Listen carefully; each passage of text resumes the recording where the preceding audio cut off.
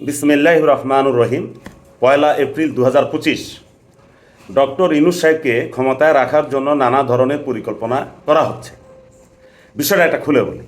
আপনি দেখবেন ডক্টর ইউনূস সাহেব বর্তমানে সবচেয়ে ভাগ্যবান ব্যক্তি। আমাদের বাংলাদেশে দেখবেন গ্রামে কোনো একটা লোককে যদি জোর করে মেম্বারি বা চেয়ারম্যানই ভোটে দাঁড় করিয়ে দেওয়া হয়, দেখা যায় যাকে দাঁড় করানো হয় তার কিন্তু ইচ্ছা থাকে না। বাস্তব সত্য কথা বলি, আপনারা দেখবেন আপনার এলাকার সাথে মিলিয়ে নেবেন যে কোনো একজনকে হয়তো গ্রামের কয়েকজন মিলে জোর করে তাকে মেম্বার চেয়ারম্যানে দাঁড় করিয়ে দিলেন। পরবর্তীকালে দেখা যায় তিনি হয়ে গেলেন। হওয়ার পরে দেখা যায় সে 2-3 সেশন পর্যন্ত মেম্বার বা চেয়ারম্যান থেকে যান। আর যারা দীর্ঘদিন থেকে মাঠে কাজ করে, চা খাওয়ায়, গ্রামের মানুষের সাথে মিশে, সালিশ দরবার করে, বিয়ে শাদী খায়, হ্যাঁ 40 খায়, তাদের আর কোনো পাতা থাকে না। হ্যাঁ দেখবেন, আপনি মিলিয়ে দেখেন, আমার কথাটা আপনি সত্যতা পাবেন। ঠিক ডক্টর মোহাম্মদ ইউনূস সাহেব যখন নোবেল পুরস্কার পান, আওয়ামী লীগ থেকে তো তাকে কোনো ভালো সম্বর্ধনা দেওয়া হয়নি, বরং বাংলাদেশের যারা আলেম সমাজ, কওমি ঘরানার, এরাও তাকে কোনো সম্বর্ধনা দেয় নাই বা একটা ফুলে তোড়া নিয়ে যায়নি। বরং তখনকার সময় আপনারা যদি পুরনো ওয়াজ মাহফিলগুলো আপনারা দেখেন, নাম করা ওয়াজিয়ানদের, ডক্টর ইউনূসকে সুদের ব্যবসা, এইটা সেইটা নানানভাবে তাকে ওয়াজ মাহফিলে উপস্থাপন করা হতো।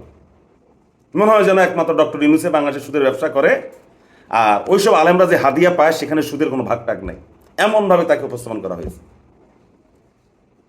গত বছরের 5ই আগস্ট শেখ হাসিনা পলায়নের পরে যেটা জানলাম যে ডক্টর ইউনূস সাহেব ক্ষমতায় আসবে, এটা কোনো গন্ধই ছিল না।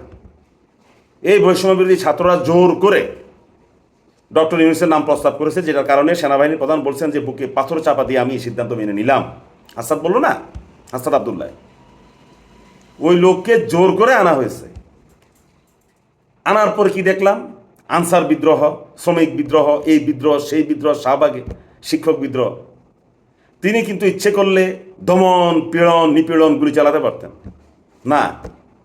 খুব টেকনিক্যালি এইগুলো সবগুলো তিনি মোকাবেলা করেছেন। এখন আর কিন্তু ঢাকা শহরে কোনো বিক্ষোভ মিছিল নেই, যা হওয়ার সব শেষ। এখন দিব্যি আরামে ডক্টর ইউনূস সাহেব নাকে তেল দিয়ে ঘুমাচ্ছেন। এবং এখন যে তিনি চলে যাবেন, এখন তাকে যেতেও দেওয়া হচ্ছে না। আপনি দেখবেন বিএনপি ছাড়া প্রত্যেকটা রাজনৈতিক দল, আওয়ামী লীগ ছাড়া প্রত্যেকটা রাজনৈতিক দলের কর্মীরা ইনিয়ে বিনিয়ে স্লোগান দেওয়া শুরু করেছে, ফেসবুকে লেখা শুরু করেছে। এত আগে লিখতো না, এত প্রার্থীর কি দরকার, অমুক ভাই চমৎকার। ঠিক সেম, আপনি মিলিয়ে দেখেন আমার কথাটা, সত্যতা পাবেন যে ডক্টর ইউনূসের সমস্যা কোথায়, সে 5 বছর থাকলে সমস্যা কোথায়। আসলে যদি শেখ হাসিনা থাকতো, সে কি 5 বছর তার মেয়াদকাল পূর্ণ করতো না? তখন কি কেউ নির্বাচন কথা বলতো? তো সুতরাং ডক্টর ইউনূস থাকতে সমস্যা কোথায়? মোটামুটি ডক্টর ইউনূসকে রাখার জন্য আপনি দেখেন আলেম সমাজরা, আপনি তাদের ফেসবুকে আপনি ঘুটেন, দেখবেন বক্তৃতা বিবৃতিতে। এবং শুধু তা না, অনেক ইউটিউবারও এই কথা বলতেছে। তাহলে যে কথা বলতেছিলাম যে ডক্টর ইউনূস সাহেব হলেন ভাগ্যের বরপুত্র, যিনি ক্ষমতা নিতে চান নাই, তিনি ক্ষমতার চেয়ারে বসেছেন। যিনি বলেছেন নির্বাচন ডিসেম্বর বা আগামী জুনের মধ্যে দিয়ে চলে যাবেন, তাকে এখন রাখার জন্য আন্দোলন হচ্ছে মাঠে ঘাটে। কিভাবে আন্দোলন হচ্ছে তা দেখছেন, সামাজিক যোগাযোগের মধ্যে জনমত সৃষ্টি করা হচ্ছে। এখানে ডক্টর ইউনূসের বংশের কেউ লেখা না, এগুলো সাধারণ এই দেশে বাংলাদেশের মানুষই লেখে, বিভিন্ন রাজনৈতিক দলের কর্মীরাই লেখে, শুধুমাত্র বিএনপি এবং আওয়ামী লীগ ছাড়া আর সবাই লিখতেছে কম বেশি। আপনি দেখেন প্রত্যেকের প্রোফাইলে আপনি যান, দেখবেন।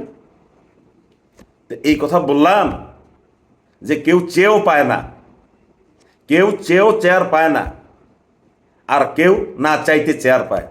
শুধু তা না, তাকে দীর্ঘদিন রাখার জন্য চারিদিকে দোয়া দুরুজ, দোয়া ইউনূস, দোয়া ইউনূসের যারা পড়ে না তারা ইউনূস বন্দনা করে যাচ্ছে। সত্যি ডক্টর ইউনূস একজন ভাগ্যবান মানুষ। ধন্যবাদ সবাইকে।